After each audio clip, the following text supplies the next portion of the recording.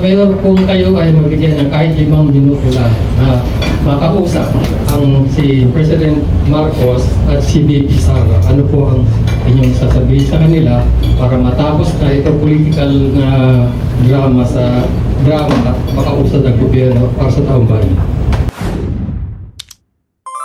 Mayor, so rest assured itong policy, lahat ng policy ito ay pangmatagalan na hindi lang ito ni Nesco. That's why we are creating a law. Ordinance. Para Wala ka nang balak magsenado ulit? Para ba yung... kaka-umpisa ko pa lang. Kasi sa akin, bahala ng proseso. Hindi kasi bahala naman talaga sila. That's their job to determine what the, alam mo, sige, total ayoko naman, iwas. Ayoko naman, simple na lang. I think they should come up with a group of individuals or what you call, ito, sikat to sa national government, TWG. Technical working group. Oh, baka pwede yung aralin nila. What is the good and bad effect of a particular? Puro gano'n na lang. Hindi, para mag-aaral nila, then they come up with the new law. Yung minimum age of criminal liability, responsibility. Fantastic. Alam mo, masarap mangopia sa ibang bansa. Ako, no? Nangungopia ako. Singapore. Housing. Nag-aral ka sa Harvard, ha? Hindi, pero marami akong kinokopya. Oo, di ba doon sa ano? Pero hindi lang kinokopya ko. Bakit? Pinabagay ko sa kultura, kostumbre nating. Ina-adapt. Sabi, hindi ko mo applicable at maganda sa kanila ay maganda sa kanila. For example, kwentahan lang ng edad, ha? Apples to apples lang. Ayoko magpag-usap na yun. Hindi, kwentahan lang ng edad. Walang biro to. Tingnan mo ang height ng 15-year-old na Pilipino at height ng 15-year-old na Amerikano. Ang dayo.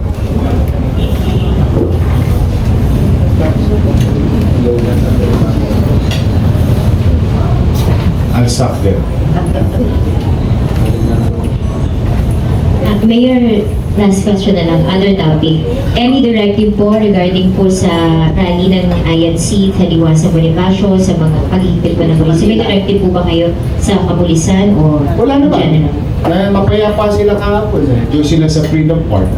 Okay naman. We're very happy that, alam mo kasi, sa totoo lang, pag INC yan nagra-rally, wala akong kakapakaba. Kasi, katulad ng huli nilang ginawa dito sa Luneta na may permit, ilang milyon sila doon. Alam mo na kung pag-alis nila, Malinaw na. walang bilo, ha? Organ nandito yung DPS, nandito yung amin. Typical na, what we extended to them is being extended to all other political organization conducting freedom of expression in the city of Manila. Pag-ulis sila, halos dun eh. Wala talaga. Kahapon, ina-monitor namin yung Biwasa, although hindi nila kailangan ng permit doon, dahil ano yun eh, Freedom Park. Tapos alam mo, kagabi, nag-tent pa sila. Nag-tent, after nilang umalis, nag-tent sila, they stayed overnight. Because, I think may programa kasi. So, parang okay naman. Maayos naman, medyo ano lang kami, traffic. And that's part of Manila.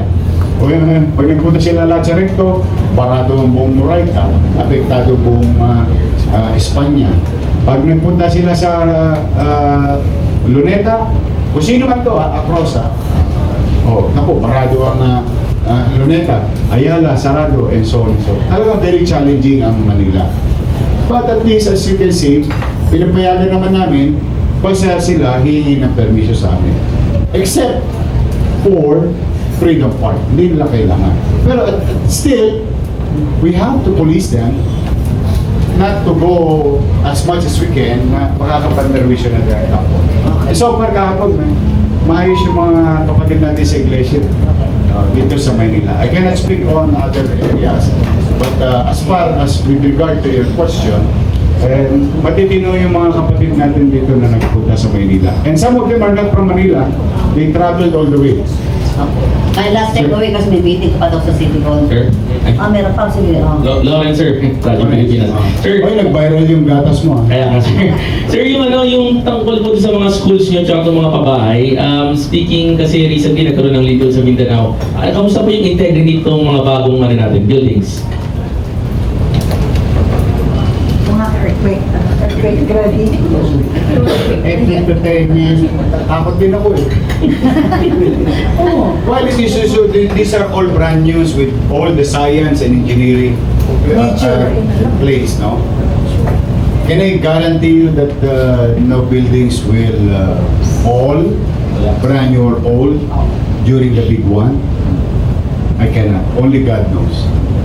Do we have measures that we're doing? Yeah, papacheck kami lahat. So, para naman, okay naman. Including private, including schools, brand new and old. So, para naman.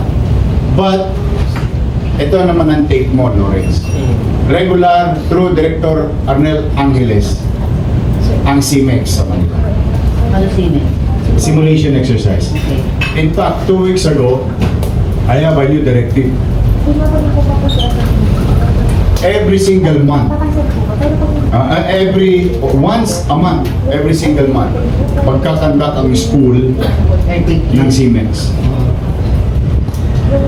It is a requirements already in our... Dakol and overwhelmed. Kung ano yung nararapat at may mga makabagong pamamaraan. Thank you, sir. Okay. May final question na lang po siguro. Andrew from Minister po. Sir, nabanggit niyo po yung sa BYO po na naiwan po sa inyong administrasyon. At nabanggit niyo rin po na hahabulin niyo po yung mga tao. Kadimanda lang. Apo, pwede po malaman kung sino po ang Si Joy Dawis, Marlon Lacson, Fernan Bermeo, they are all charges were filed against them. Ano po ang kaso? Nag-grant. Isang bulsman yan, no?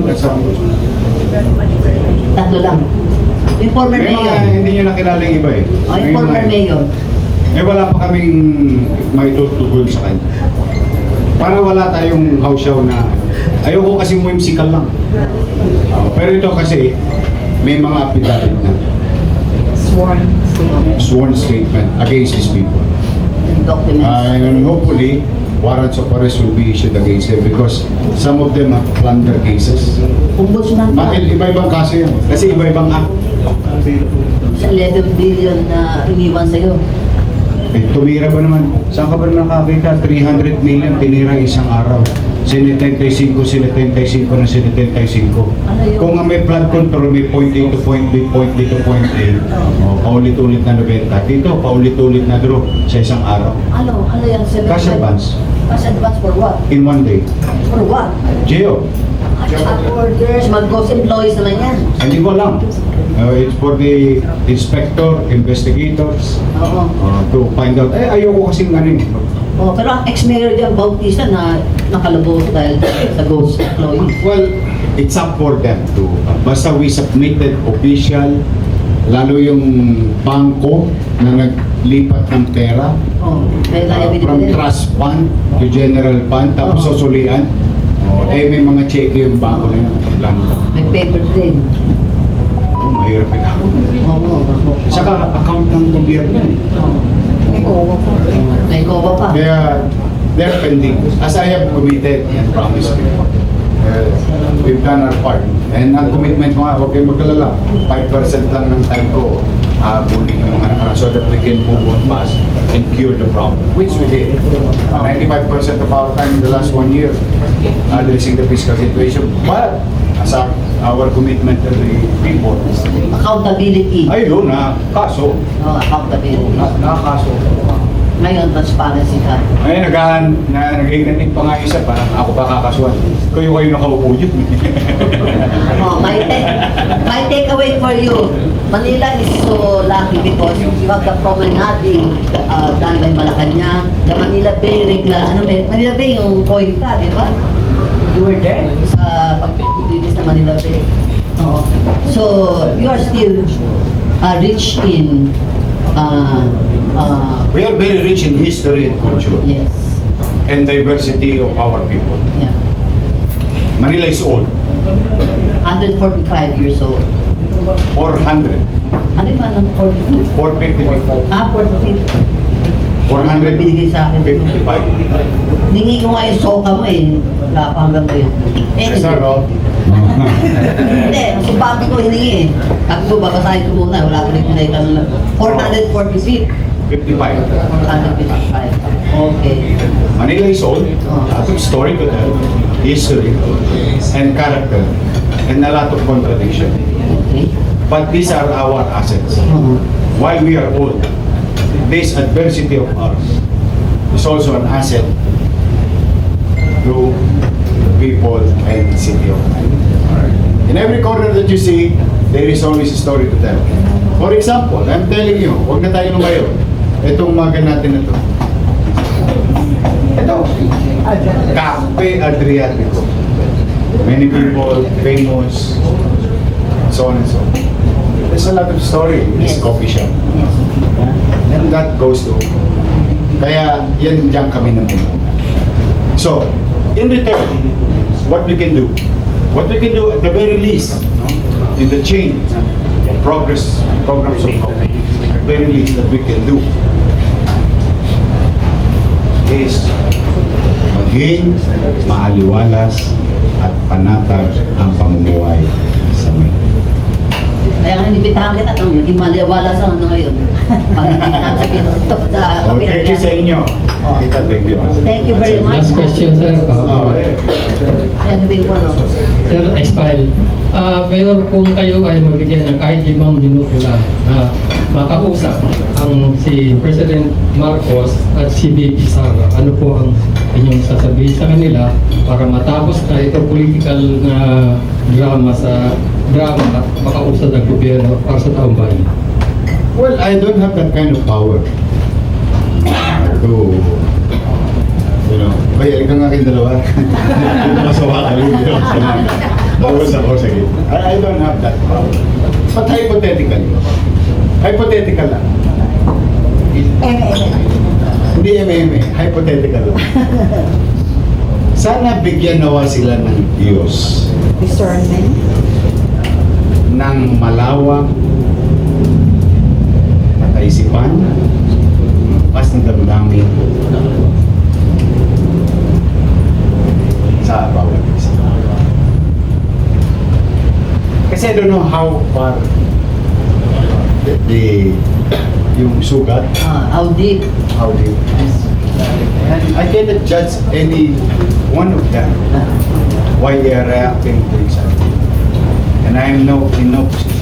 Yeah. But as Filipino, We all, anong wish mo? we could only wish I wasn't saying. No, anong wish mo as I Filipino? think go together and back, Yeah, I think yun din ang wish ng mga Pilipino. Work together. Work together. Kaya, ngayon, kung yun ang wish natin, Last 2 years na lang eh. ipanalangin natin ang kanilang damdamin, kaisipan, pangunawa sa isa't isa para sa kapakanan ng ating bansa. Okay. We should not participate in the division. Yeah. Add to it. Or at least, lagyan mo pa ng asin yung sugat. Di ba? Hindi ka ba naman isang gabot kalahati. Di ba? May sugat na eh. Kinalamansin mo pa. Hindi totoo. May mga ganun. Well, kaya mo yan. Sige po, sige po. Tayo, thank you. Okay. I just wanted peace to the country because mas marami pa tayong ginagawa. Ako, marami. Kasi may 2 million bibig akong umaasa. Yes. Population naman nila. Medyo doon ako kinakabahan. I saw it in pandemic. Yes. I saw the worst. I think that will be our lifetime discussion. Yes. What is your worst experience in pandemic? I saw it. Sana mapabuti na lang ang isa't isa. Okay. Yun lang. On that, Wish yun ha. Hindi, Hindi pagkagatong. wish ko lang. Okay. On that note, I would like to thank the good mayor of Manila. Okay, thank you sa inyo. I'm happy and honored and humbled with the experience again with you guys. I hope we can invite you again Next quarter. next month. Para may update na. Oh, yes, di ba? Update. Okay. Thank you very much Thank you. for that commitment. Thank you. Pero, thank you.